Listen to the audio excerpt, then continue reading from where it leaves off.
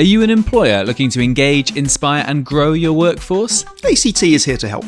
Whether you're looking to upskill your existing staff or recruit fresh talent, You can access a range of fully funded apprenticeship programs. Choose from over 100 qualifications in more than 30 sectors, including digital, sustainability, management, IT, marketing, and much more. With 35 years of experience, ACT are the trusted partner to help your business thrive.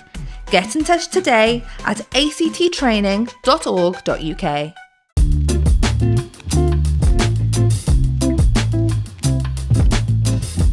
Hello and welcome to another episode of For Wales, See Wales, sponsored by ACT Training. My name is Robin Morgan. I'm Will Hayward. Hang on a minute. We have no Mel.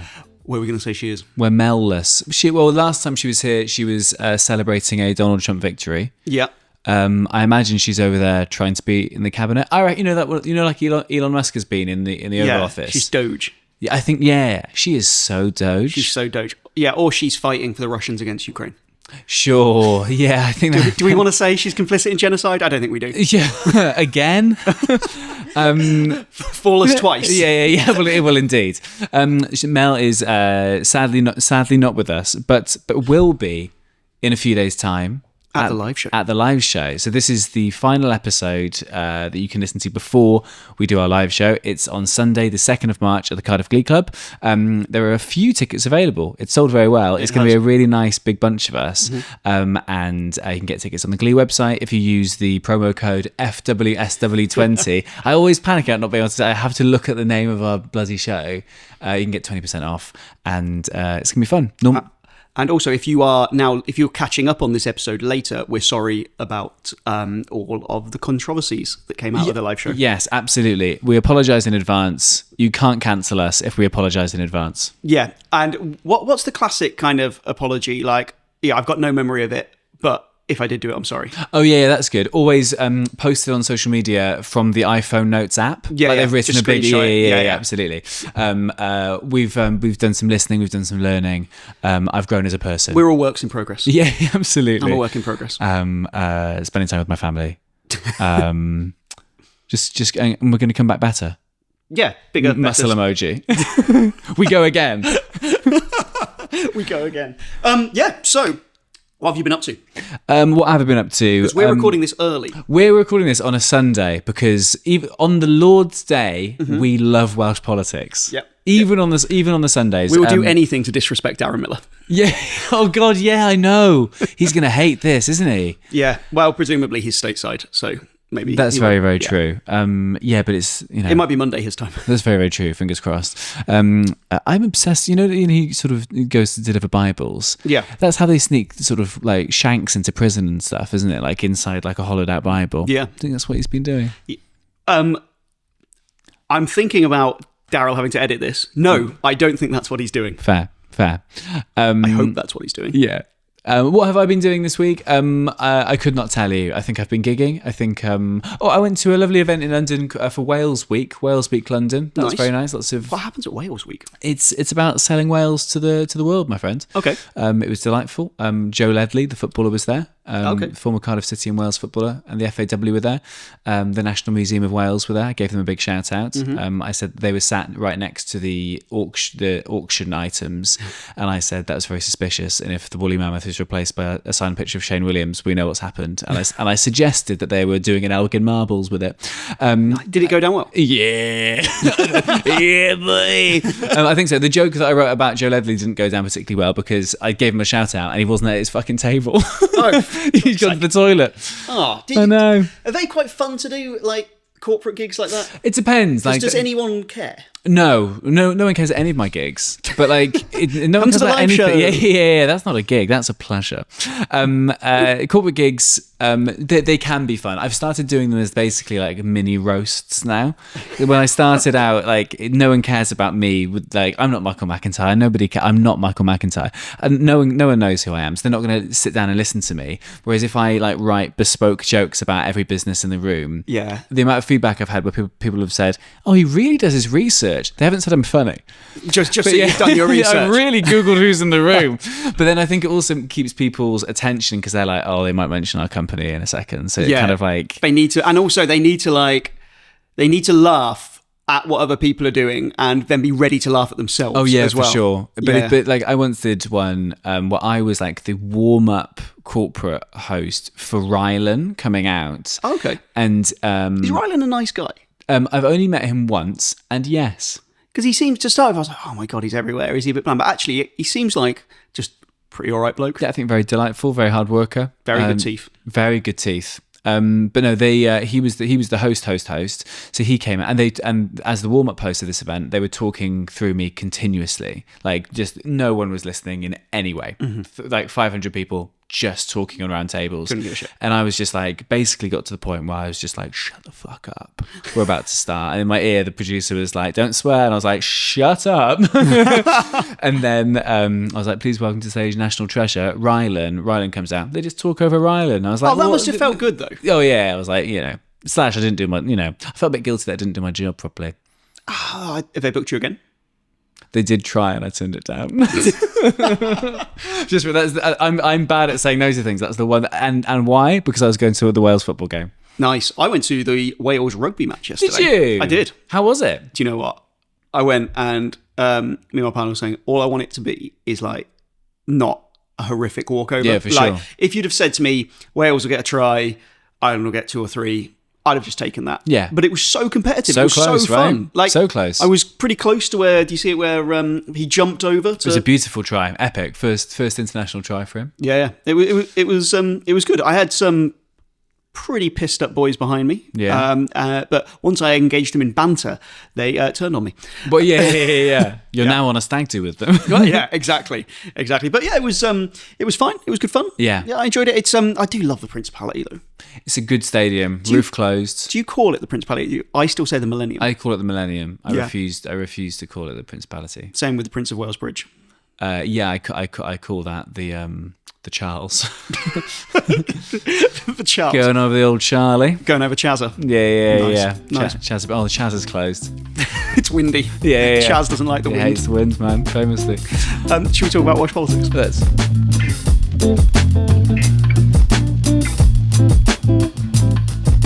When you were at university, did you know or go on the Erasmus scheme? I didn't know. I was aware of it, and it kind of felt like it was something I kind of wanted to do. There was also a boy in my year called Tom Erasmus. Is that relevant? Probably not. Sure. But I don't want you to not feel included in this Thank you very much, discussion. Will. I appreciate it. Yeah. So the Erasmus scheme, now called Erasmus Plus, was a scheme that the EU had whereby students from different parts of the EU could go and study for a year in other parts. It was primarily university students, but it could be staff as well. And it was a way of creating links between different parts of the EU. Sure.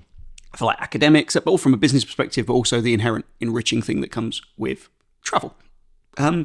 When we decided to leave the EU, at the end of a negotiation, all the stuff done, the Tories had taken us out of everything and gone, yeah, this is great, this is a really worthwhile endeavour. And the EU said, do you want to stay in Erasmus? You're welcome to stay in Erasmus as an associated country. So you won't be part of the EU, but your students will still be able to do this. And the Tories said no. Right. Because control and just dogmatic ideology. It was an extra bit of self-harm on top of the major self-harm. Yeah, but sure. It was the paper cut on top of the like slitting our own throats. The that we did. garroting, yeah. Yeah, the garroting. Yeah, exactly. The paper cut on top of the garrot. And they decided they were going to do their own scheme, which in England was called the Turing Scheme. Now, the Turing Scheme, named after Alan Turing. You know, you've seen The Imitation Game. I have, yeah. Yeah. Basically, it was in tribute to Benedict Cumberbatch, one of the great heroes of our time, sure. and also a closeted homosexual. Darryl, take that out. Yeah. Fuck it, don't take that out. I like it. What's he going to do? Sue us? That's just more publicity. And they've started that in England, and it was quite a complicated application process. People... What a lovely tribute to Alan Turing that the whole thing was like cracking a code. Really, really, that is really perfect. Complicated. That is, unnecessarily, like completely complicated, and you needed to be a genius to navigate Yeah. it. So what they also found is that those from disadvantaged backgrounds had received less funding because under the scheme's monthly stipend than they would have under Erasmus+. So one of the reasons that the Tories said that they were leaving Erasmus was because it didn't help disadvantaged people much, but then the scheme they brought in didn't help them. Right. So not a great piece of policy making, really. but Wales has done a different one. Now, I'm super conscious we're quite miserable on this pod sometimes. I think so. Well, I am. Sure. You're a ray of sunshine. Mel just wants to see the Fire. world. She just wants to see the world burn. Fire. Yeah. But I think it's important we talk about issues in Wales because it's important we talk about them and because we care about Wales. But I think it's also worth occasionally giving a shout out to things we do well. Mm-hmm. And I think we do this scheme, our version of the scheme, very well. So it's called Taith. Taith. Taith. Okay. Do you know what Taith is in Welsh? Oh, I don't. Mel? No, Mel's not here. Mel! Mel. It is journey. Journey. Yes. Lovely. Fitting. That is fitting. Mm-hmm. Journey. Don't stop. Yeah. So Wales did its own version, and actually, it's gone really, really, really well. Well done. So it's got a fraction of the budget compared to Erasmus, but what it's done is it's focused a bit more on youth, and it's been really successful in kind of the 3 years since it's been going. So some of the data, if you compare it to Erasmus, there are slightly fewer people doing Taith, but there's still 18 months to go. So they estimate that actually when it finishes, quite a lot more people will have used this over 3 years than they did in the last 3 years of Erasmus. Right. So actually in Wales, it's more effective. And what Sure. it's also done is help people from disadvantaged backgrounds. So it's included like homelessness charities, a charity supporting individuals with addiction, mental health, people who've been in the criminal justice system, and organisations that help disabled people. So actually it's been more enriching for people who would otherwise not get these opportunities. Yeah, sure. And how does somebody go about getting part of the scheme? So you apply through organisations. So Taith has had much more schools and youth organisations take part than Erasmus. Erasmus was massively further education and higher education focused. Was it like only there? Like there was a cut-off point? There was a little bit with youth. There was a fair bit with schools, but Taith has been much more focused on youth and schools. Wow. And that's really good considering the levels of child poverty we've got. And I think it's just something that's worth celebrating that we've done well in Wales. Yeah, for sure. So is there a minimum age that someone can be? I'm asking questions like I'm trying to send my 7-year-old to Barcelona, and I am, and he'd love it. I don't know if there's a minimum age. I think because there's certain groups where adults will be sent with for young people, Sure. and some of the stays aren't quite as long. So you might not be going away for a year because if somebody's kind of 15, 16, they're not going to go away for a year like you would if you're a university student. But overall, I think it's been a success. What is also concerning is they originally got given a budget of 65 million, but that's actually, at the moment, they've only had 28 million of that, and it looks like their budget might be cut further. They don't really know yet until all the budget is done. But I think it'd be a real shame if something like this, which Wales has done well, was to then be like, cut, because actually we're doing this really well for a fairly small amount of money in the grand scheme of things. Yeah, that's really impressive though, isn't it? And as you say, kind of like just travel is enriching culturally, emotionally, everything, in terms of growing up. This is why gap years are a good idea. It's just the people who do gap years are bad people. Did you do a gap year? I didn't. I'm a good person. Did you do a gap year? Yeah, I did You're a bad person. Where did you go? I went to Finland for 3 and a bit months. Finland's a curveball. Why did you go to Finland? I said that like, why did you go Finland? I went to Finland in winter when it's dark for like 20 hours. Were you okay? It was actually, I went to Finland and within 2 weeks they had their only ever school shooting. Fucking hell. I wasn't involved. Yeah, sure. But it was, you know what, I loved it. Everyone was about a foot taller than me. Finland's a weird one because you think of it as Scandinavian, and I found the women there looked Scandinavian, the men looked properly angry Eastern European. Interesting. Yeah, because they're not like the kind of very pretty Swedes. They're kind of a mixture of the Scandies, but also the Russians will kill you if you don't drink our vodka with us. Yeah, but it was great. I had a great time. Nice. And then I backpacked around. Good. Europe. Yeah, I did interrailing in my second year of uni around Europe. Who did you go with? I went with my friend Louise, who we did politics and history together, and she had a boyfriend, and I had no girlfriend, and nothing happened. She's a lovely lady, married now. But when we went out in Paris, I think we once went out on like a bar crawl, and there were a group of lads hitting on her. So we said as we entered this bar that like, oh, we'll just pretend that I'm your boyfriend, so like they don't hit on you. And then that night, I kissed someone in that bar, and some of these boys came up to Louise, threatening to kick my head in because I was cheating on my girlfriend in front of her in the bar. I was like, this is why lying never works. Yeah. Never lie, kids, even if you're trying to be a gentleman about it. I lost lots and lots of money in Greece because I played backgammon for money against in the 16th century. Just old Greek men who just sit outside tavernas playing backgammon, and I bet €40 that I'd win. Yeah. And do you know how to play backgammon? No, do you? Yeah. Well, I thought so, but these guys, this is all they do. So I was playing backgammon against this guy. Okay, this is going to sound like I'm making up. I think his name was Stavros. Yeah, sure. Yeah. And we went, I'd had a couple of rackies, bit of ouzo, and I got to the end, and I lost. And I was like, oh, well, €40, you know, what's the price? Can't put a price on culture. Turns out it was a price. So in backgammon, you have to take out, you have like the same amount as counters you'd have in checkers. Right. But you're trying to remove them, and whoever removes all of theirs first wins. But he was playing that it's €40 per thing you had left. Sure. And I had like 7 left. Dude. Yeah. So, it was, he turned pretty nasty. Yeah. Yeah. Stavros. Shout out to Stavros. When was this? This would have been in 2007. Yeah, he's probably dead now. Yeah, probably. Yeah. Hope so. Very beautiful funeral though. A lot of flowers paid for with your money. Yeah, it Lovely was. Tribute. I know. Well, what was annoying is, like, he also charged me for all the drinks I'd had while I was there playing with him. Was it his bar? Yeah. Oh, right. That makes more sense. Yeah, it was. And give me money for that as well, actually. We kind of came to an accord. I was like, I basically ended up giving him like €80, and he was like getting annoyed, but he didn't really speak any English. Sure. And my Greek wasn't amazing. No. His son came out, and we basically negotiated. Oh my God. Yeah, I think the son was a bit like, my dad's such a knob. Yeah. Like, so embarrassing. I know.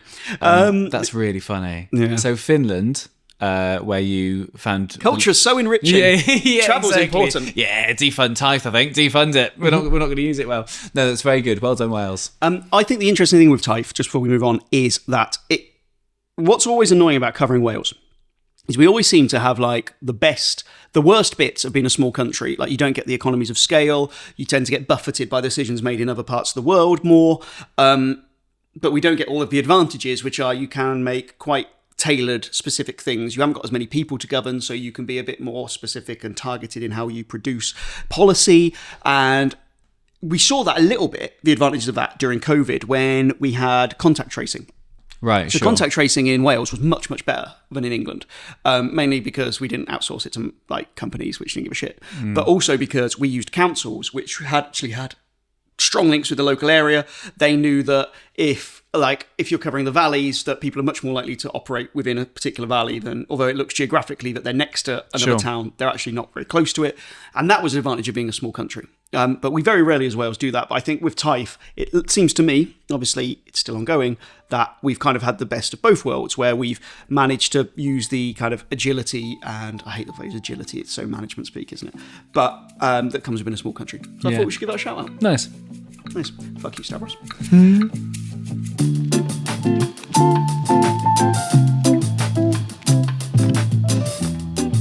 Don't want to spend too long on this, but as do the people on NHS waiting lists. Nice.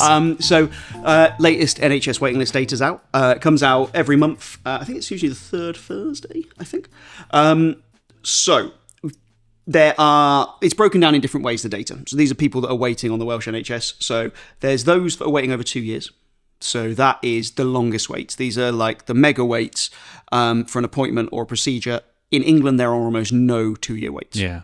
In Wales, we're still over 24,000, but because the figures are a bit delayed, between November and December, they went down by 740, which obviously when it's 24,000 isn't massive, but it's the first time it's gone down by that much, or barely at all, for the last year. Yeah, I mean, And it's easy to sort of say, these numbers are going down, and in the grand scheme of things, it's not many. But that's 750 people, human beings, who are potentially getting further in their health journey, right? Exactly. And also, I mean, these are open pathways. So they're basically, if I was waiting for a hip replacement and a hernia operation, I would be on there twice. So maybe it's just one person who's been treated for 740 different conditions. Sure, Stavros. Yes, fucking Stavros, God. But while it's good, so the current total is 24,000. Leonard Morgan has said that by May, that number will be 8,000. Sure. So that means that between when the next figures are out, which cover January, and May, they need to go over down by 3,000 a month. Yeah. They have done that in the past. They did it between March 2022 and January 2023, like straight after like peak COVID. They did see drops of kind of 3, 4, 5,000. Yeah. But I don't want to because I know there's a lot of work going on within the Welsh NHS to try and get these down. They've created like specialist hubs. But straight after COVID, there was a lot of people that hadn't been treated essentially because they weren't treating anyone. So there's a lot of quite easy things to deal with. You could rattle off lots of fairly simple procedures really quick. Mm-hmm. Whereas now, people that are still on it, a lot of the low-hanging fruit in terms of clearing this backlog is gone. Yeah, sure. And because people have been on them so long, they've got more complicated. So it's quite... I'm really hopeful that they'll do it. But do you know anyone on a waiting list? Yes, I do. Yeah, I know people on waiting lists. I think pretty good chance if there's 800,000 people there's 800,000 waits in a nation of 3 million. Yeah, there's a pretty good chance you know someone. Yeah, it's a very bleak 6 degrees of Kevin Bacon, right? Well, exactly. Yeah, exactly my thoughts. Forgive me for asking this, but it's very much what I'm here to do. If say one of those people on the 2-year plus waiting list gets a call tomorrow and says, we've booked you in for Friday, mm-hmm. do they go off that waiting list now they've got an appointment, or is it after the appointment that then that goes? It's a very good question. I would imagine it will depend on, because every health board does stuff slightly different. Every department within the health board will do stuff slightly different in terms of how they declare things. As I understand it, with some of them, once the appointment has been sent out, sometimes that just comes off. But I think with procedures, I don't think it does. I'm happy to be corrected on that, and I'll come back next week. But I'm pretty sure. What is frustrating, though, is for some people, they might be waiting for like an initial assessment before an op. And so if they've waited like 2-3 years and then they get that appointment and they get it, they then go back to, they're not waiting anymore, even though you're actually still waiting. Yeah, sure. This is when it's tricky, right? When you sort of go, because you could build a hub and go, right, here are 24,000 people, call them, book them in for this week, let's get the numbers down. But is that actually helping them? That was the reason I'm asking. Well, that's what we saw during COVID with Matt Hancock. Do you remember him? Yeah, loves a group. What's he doing now? Who's he doing? Sure. Don't know. Same lady? They're in love. Didn't he say that he broke the rules because he was in love? Yeah. Because you can't... That's not a crime. Love is not a crime. Love is not a crime. I think he should be forgiven. Like Dominic Cummings loves testing his eyes. Yeah, true. Very passionate about ocular health.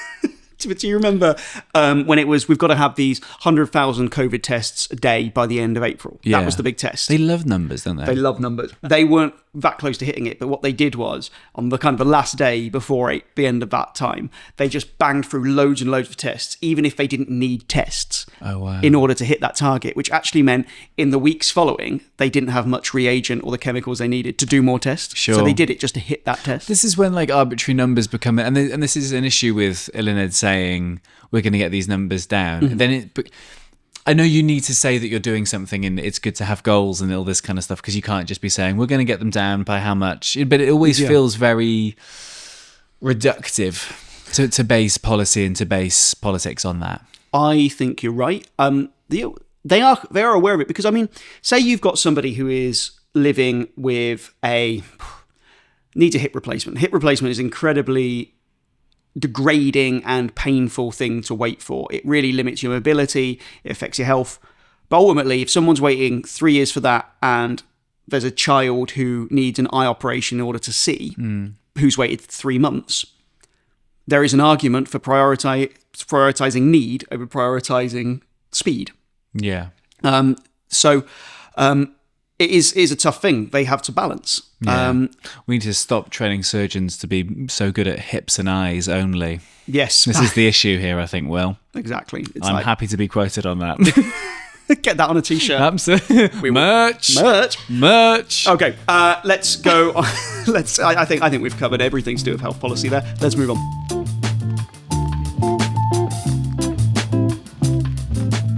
Robin, we're going to do another apprenticeship myth busting here. Do you think that apprenticeships are only for small companies? Yeah, I imagine so, because you kind of need to sort of keep track of who's doing them and make sure that they're, you imagine it being someone kind of a small company with like they've got an apprentice in, they work with them. Yeah. That actually isn't the case. So I actually only found this out when which is a bit embarrassing, when I was at the apprenticeship awards. ACT did an award ceremony for their apprentices. Nice. And well, the good ones. And some of the companies there were really small, but some of them were like really, really large companies. Or organisations. So like Cardiff Council, like won awards. Oh wow. Cymru Health Board won awards. Like apprenticeships are actually really good for companies of like all sizes. I think ACT have like 5,000 apprentices in different places. So it's not just kind of a one-man band. Okay. So yeah, but I suppose that does make sense, because I guess if you've got a ton of different roles, any of those roles in theory could get somebody in to sort of learn on the job, right? Yeah, and exactly. And I think often larger companies are better placed because they are able to absorb that thing while people are learning easier than if you're a company of 3. It's a bit trickier. Although a lot of small companies also do have apprentices.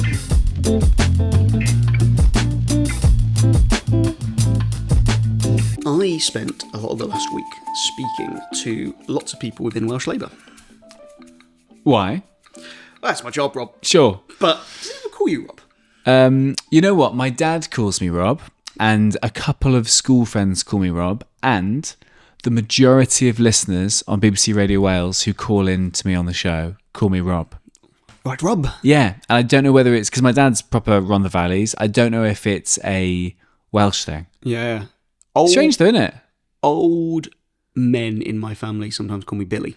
Billy. Yeah. Oh, Billy Hayes. Yeah. One of my bosses at work, shout out Sean Morgan, I apparently was quite cocky when I started. No. I know.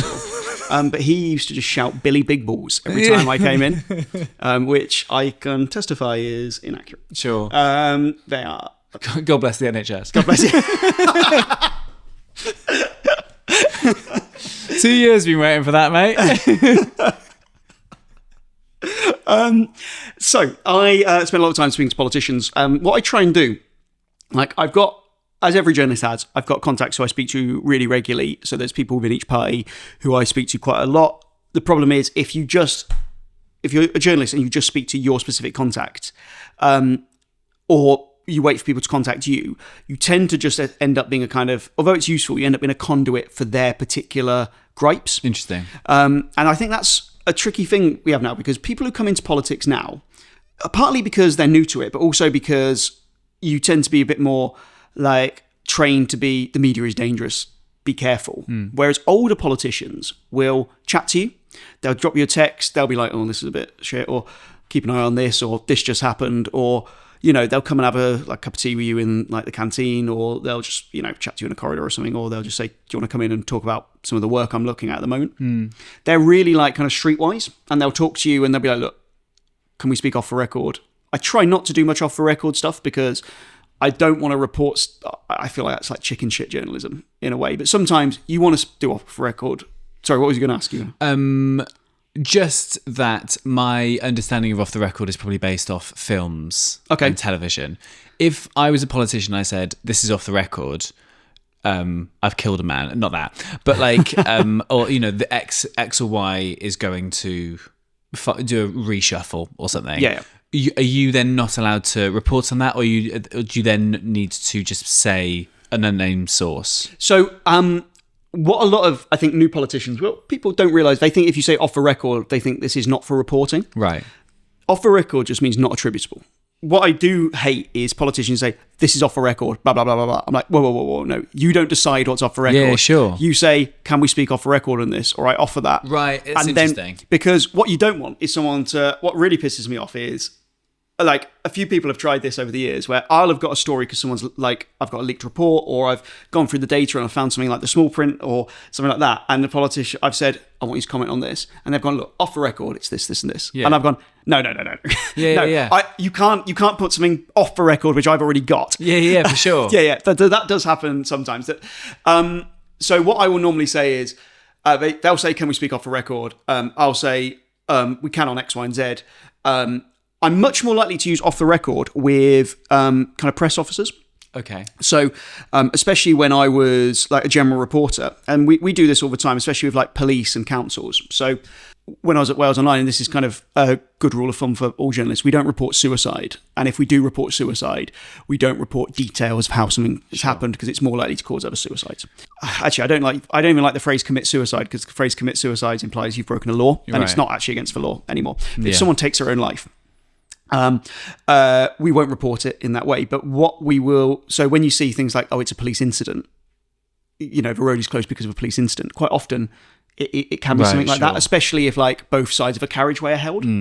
And so I would ring a press officer and I would say, look, off the record, can you just tell us what this is? And they would say, yeah, someone's, and that's good, because that just informs our reporting, and that's a good trusting relationship. That's what a good press officer will do. With politics, off the record is quite interesting, because it can be really useful, because often you are dealing with human beings. So say somebody's partner's died or their kid is ill. They might say, look, it's a personal thing, off the record, it's X, Y, and Z. And then, that might impact how we report something. We'll be like, oh, he didn't attend 3 votes in the Senate, but actually it's because of this. Yeah.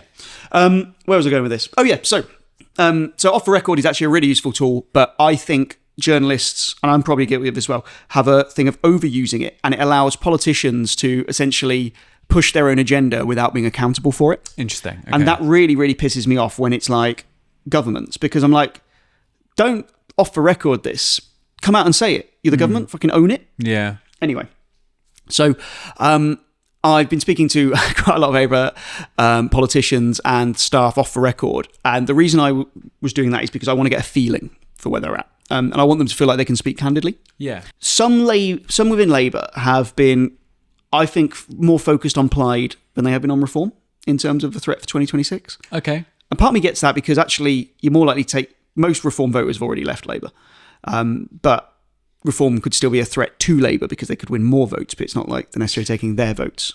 And do you think that is because that is their logic, or is it just because before reform did so well in the Westminster election, Plaid was the...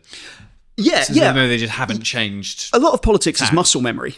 Like Plaid are the threat. And I was speaking to a few people, and one of them said to me, he was like, we don't need to worry about Plaid because they're our life raft.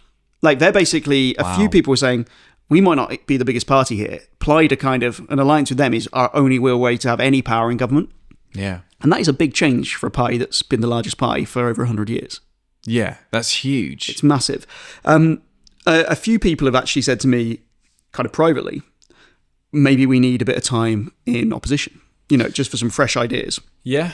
I don't know, have you seen how many Labour MSs are stepping down? Oh, yeah, no, it's proper, 12 of the 30 have announced they're not running again next time. It's very the band is playing on the Titanic type vibes, isn't it? Yeah.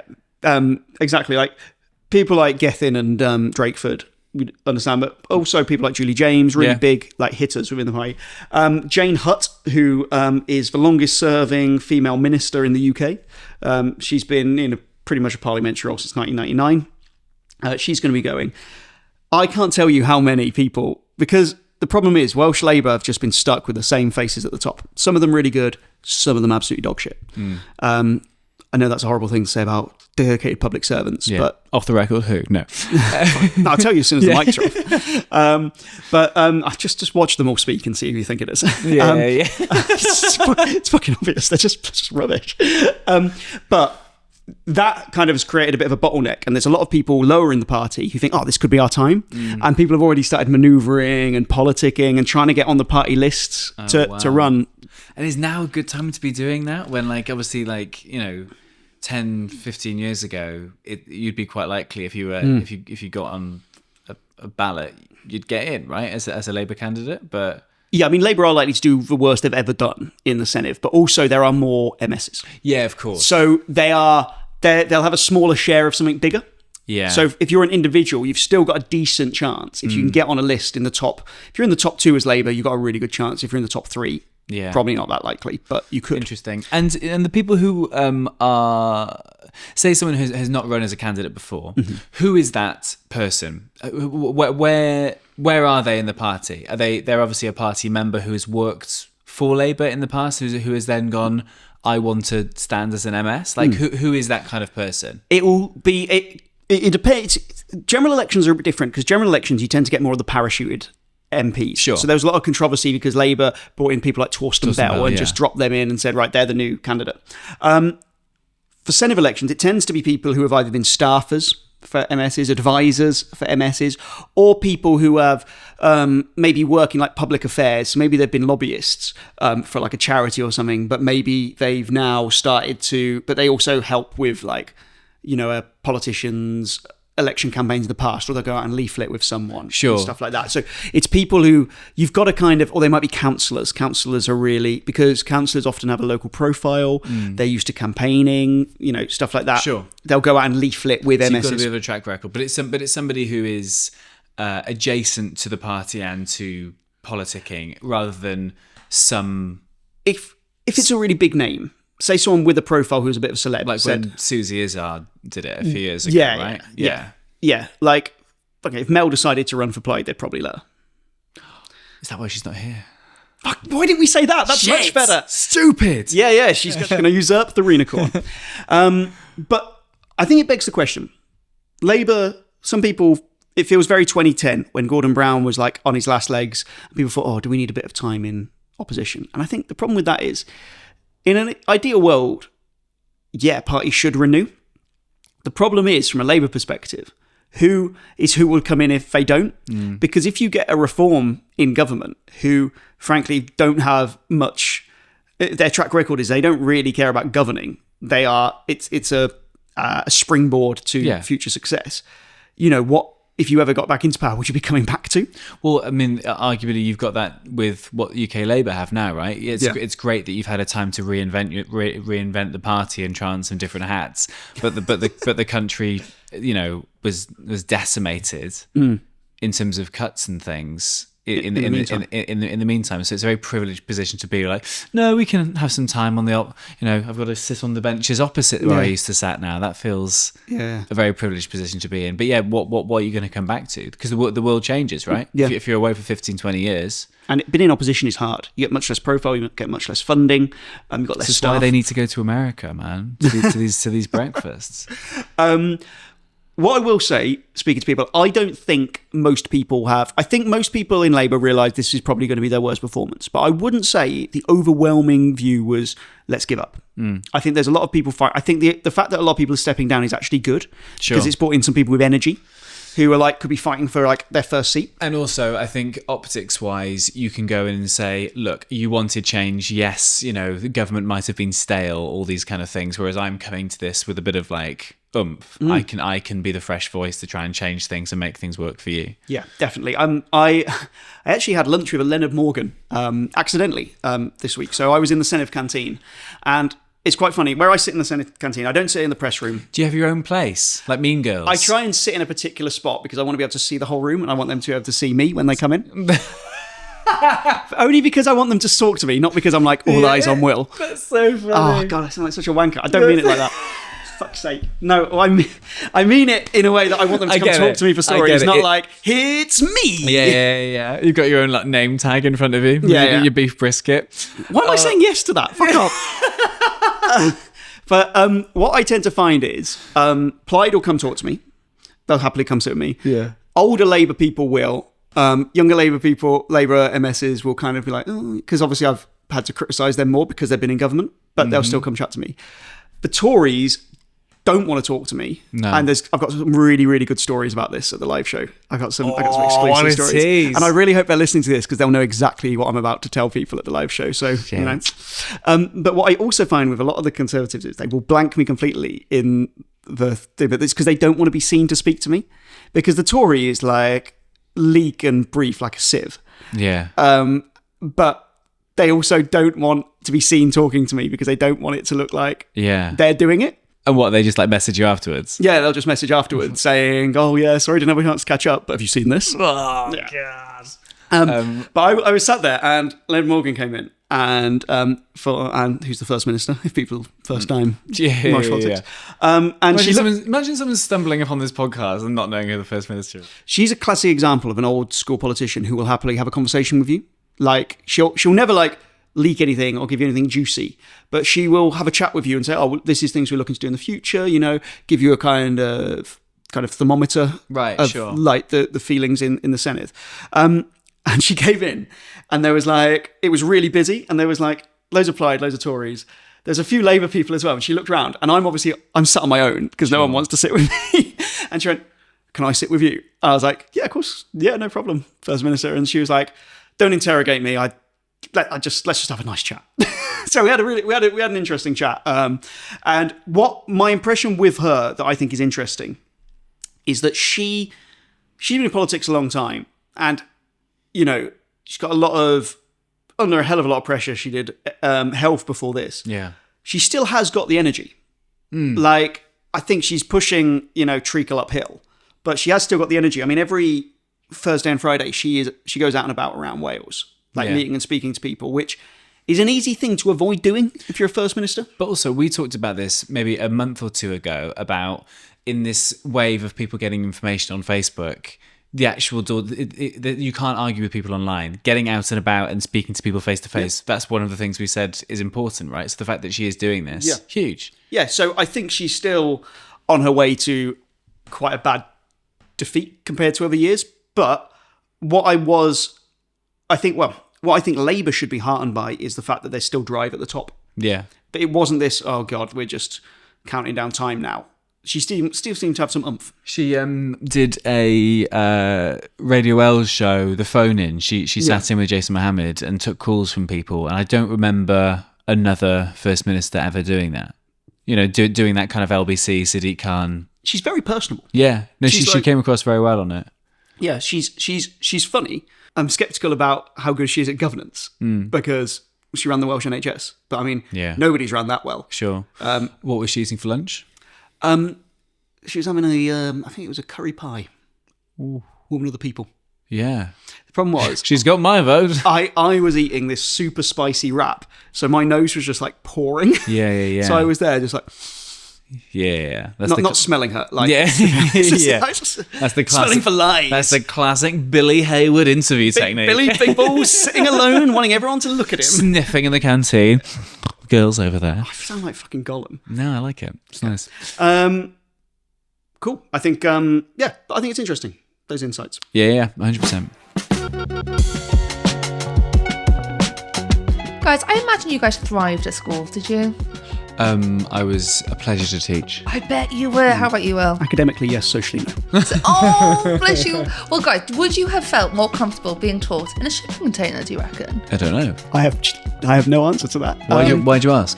Well, funnily enough, our sponsor, Lion Containers, of course, do fabricate some container classrooms, which are like, extra learning. They call them learning spaces now, I think, in schools. They're shipping container learning spaces. They're really well lit because you can have all these French windows in. Yeah, of course. They're just a more comfortable learning environment for a lot of children who find the classic classroom a bit restrictive. Because I can't believe I'd forgotten this. I was taught in a shipping container in year 4 in Northamptonshire for the year because there was an issue with our school. And the problem with the shipping container, it wasn't designed for teaching. They'd kind of repurpose it themselves. But Lion Containers actually will tailor it to people's specific needs. Exactly. They've got expert engineers who can help modify the shipping container to suit your exact needs. So if you're a school who needs a learning space for people who will perhaps be a little bit more comfortable learning in a non-classical environment, then maybe a shipping container classroom is exactly what you need. And to get one of those, you go to www.lioncontainers.co.uk.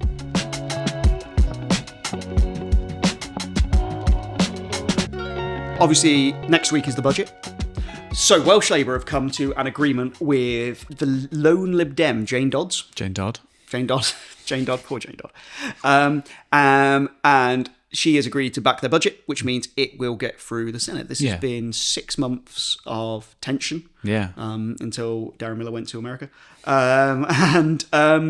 So shall I read you what she has got as part of the deal to back them? Yeah, but also I really would love it if Darren Millar, obviously he's going to be present to vote it down, but if he's wearing like an American, like Uncle Sam uniform, like he's got it from like, yeah. I'd love it if he really made it. It's like wearing a cowboy hat. Yeah. Asking everyone to call him Tex and stuff.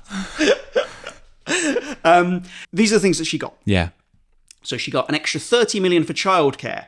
The hourly rate for childcare providers will be increased to £6.40 an hour. There'll be 30 million more for social care, targeted delayed hospital discharges, because a big problem is you're not able to get people out of hospital into care homes, so people aren't able to leave hospital beds. A guaranteed 3.8% funding floor for all local authorities. This will increase the funding for 9 local authorities, including her own one, Powys.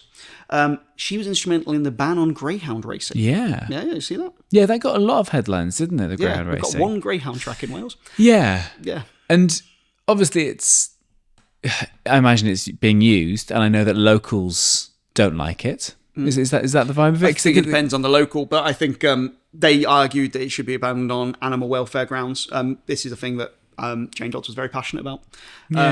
There was 5 million to improve playgrounds and play facilities for kids, an extra 5 million to support leisure centres to be more energy efficient, a £15 million to fund a pilot scheme for young people aged 21 and under to pay only £1 for bus services. Yeah, I saw that. When we were talking about that? Yeah, 100%. Yeah. Funding to restore the 5th train service on the Heart of Wales line. That's very much her local area. 5 million to tackle water pollution, and an extra 10 million for rural investment schemes. So just over £100 million of extra funding in exchange for her support. Yeah, Jane's wish list. Do you think she's got a good deal? I mean, all those things sound very good and will benefit Wales. I, as a Luddite, don't really understand where that, £5 million for playgrounds. That's going to be a fucking good playground. That's going to be mint. Did you ever watch Funhouse? Yeah. Absolutely. It's going to be like Funhouse with Pat Sharp. Yeah, well, exactly. Yeah, I think you're just going to hire Pat Sharp. Have we got Pat on retainer now? We can't afford him. We definitely can. I once did it. I once did a TV run through, and he was free in the afternoon. Really? Yeah. I don't know if we want to keep that in. I want to keep it in. I think we do as well. God, you're never going to be in the Fun Car Grand Prix race. It was very nice, though. It was very nice, and I'm sure he's busy. Do you know what? If he is so full of free time, he's able to find this podcast and listen to it. Yeah. Our joke is fine because it was true. Yeah. Fuck it. Sorry, Pat. Turns out we don't hold politicians to account. We hold beloved 90s kids TV presenters. Oh, God. Good hair, though. Good hair. Yes, so I don't know. It seems all very beneficial, and £100 million going to causes that you are passionate about, you'd feel like Billy Hayward. Do you know what I mean? This is not becoming a thing. So, but logistically, will that make much of a difference? I think I think the way you've approached that is a really good way to look at it, because Mark Drakeford had budgeted £100 million to negotiate to get their budget through. So if Labour had already had a majority, that 100 million would have already been budgeted. So I don't know how much we can argue this is extra money. Rather, Jane Dodds has kind of roughly pointed them where they should put it. Yeah. Because they'd allocated 100 million. So she hasn't really gained extra funding for Wales, because this was Plaid's point, was that Wales wasn't getting enough money and they wanted more in order to support it. So I asked her, I said, can you talk me through the negotiations? How much of this stuff was stuff that Welsh Government didn't want to do? Because these all just sound like Labour policies. I mean, the £1 bus fare was something they'd been discussing previously. Yeah. And she said that they were shared priorities. Mark Drakeford was very clear. Had there been something there that Welsh Labour did not want to fund, then there would have been other negotiations, which I think would have been tougher. There are some things that we had to push for. And I was like, well, what did you have to push for? And she said, rural investments. We certainly had to push on that, because obviously the Welsh Government had already committed to the sustainable farming scheme. So it kind of plays into that thing that Welsh Government, which sometimes comes from elements of the farming union, that Welsh Government isn't for them. Yeah. I think she's massively underplayed how powerful she's been. So Labour are one short of a majority. Since 2021, they've been one short of a majority. And so they entered into the cooperation agreement with Plaid Cymru. And that did stuff like free school meals, things like that. Jane Dodds could have actually said, well, actually, you only need my vote. Give me a spot in cabinet, and you don't even need to go with Plaid at all. That is something she could have said. Right. And I asked her, I said, did you ever think about doing that in 2021? Is that an idea you had? And she genuinely it seemed to surprise her that could have been an option. So she said, I never thought about that, I'll be honest. When I came in 2021, I wasn't an experienced parliamentarian. I was a sole member. I didn't have a huge team behind me. So actually, you got no one behind you, mate. You're the only member. Yeah, I felt there was some learning, and I did think about how can I make a difference here. But no, never. I never really thought about that. What she said. Yeah. Which in a way is quite nice that she wasn't politicking and being Machiavellian. Yeah, sure. But you're there to sort of make Wales better, right? You're there to sort of represent your people. And I suppose this wish list, she's obviously doing things that she's passionate about, and I imagine her constituents are as well. If this money, as you say, like at the bottom of Drakeford's budget was like 100 million for like negotiating. Don't know what I said like that. Negotiating. You sound it's like been playing backgammon. Yeah. Stavros. Give me €40 for saying that, actually. If there's 100 million there, couldn't Plaid or the Tories or Reform basically say, Jane has taken £100 million from our NHS? Because that money could have feasibly been into the NHS budget. God, imagine if they just went really aggressively after Jane Dodds. Jane Dodds. Why am I not? Her name is Jane Dodds. Stop making it Jane Dodd. It is Jane Dodds. I think it's the Lib Dems need to find a way to become relevant again in Wales. Sure. They've been like, she was on her own, and the term before that, Kirsty Williams was on her own. Yeah. Kirsty Williams joined and was education minister throughout the previous term. The Lib Dems, like we saw this with Nick Clegg and the coalition, they're really bad at like politicking. Even though they are the people who advocate more than anything for like proportional representation, which will produce these coalitions. Yeah. I did say to her, what does success look like for the Lib Dems in 2026? Now, bear in mind, the polls at the moment put them potentially behind the Greens on 5%. The Greens are hoping to get maximum of 3 seats, probably 2, almost certainly 1 in Cardiff. But I said to her, so, is 1 or 2 seats success? And she said, oh no, I'm very ambitious. I'm looking at double figures. Definitely. If we look across Wales in terms of the new paired constituencies, we've got real activists there. I'm really clear that we're going to achieve significantly more seats than we've achieved in the 26 years of devolution. We've got really good activists, and the PR system is going to help us. It's going to be challenging. We know Reform are biting at our heels. I don't think Reform know you exist. But we are up for it.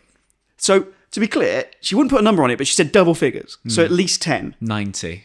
The most they've ever had is 6. Yeah. I mean, that is very ambitious. But if playing, fair play. The Greyhound vote. yeah. This is exactly it. All those 3 greyhounds stacked on top of each other in a trench coat, putting an X in a box for a Lib Dem. She's just getting like rabbits to run to polling booths. Yeah, exactly. It's going to be really interesting. I mean, the fact it's a new system and so many more seats. It's going to be the new normal, right? So a lot is going to change next I said year. to her, where are you targeting? And she's like, oh, all over? And I think the problem is, if you target all over, they're going to come, they could end up with very, very few. They need to go really aggressively into one or two places. What the Dems did so well in the Westminster election is that they really targeted hard on those seats that were flip-flopping from the Tories, right? Yeah, they offered a non-Labour alternative for people in like rural, like, and lowercase liberally minded. Yeah, exactly. And by flip-flopping, I mean Ed Davey was wearing flip-flops because he was underwater. He was running down a hill in flip-flops. He's crazy. He's crazy.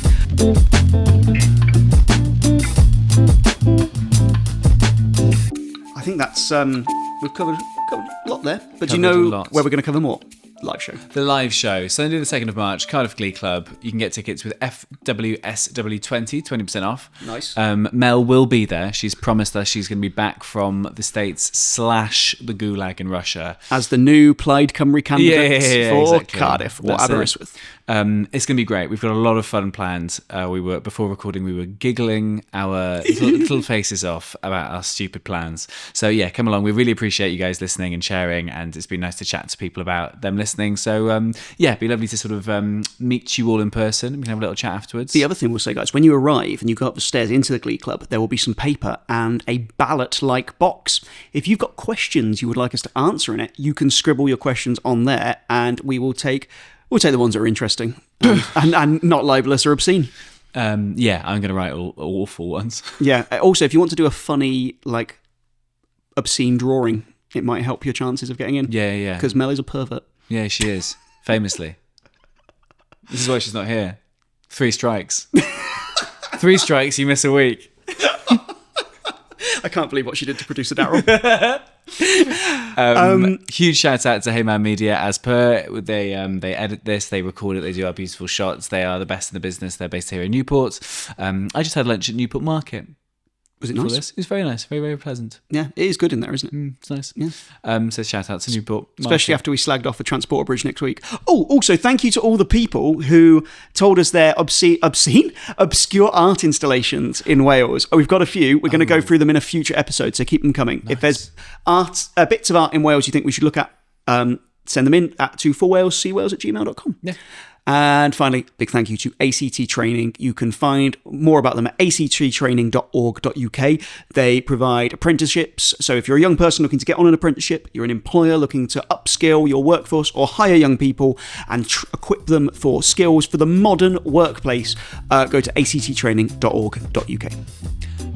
We'll see you at the live show. We will. See you later. Hey, diolch.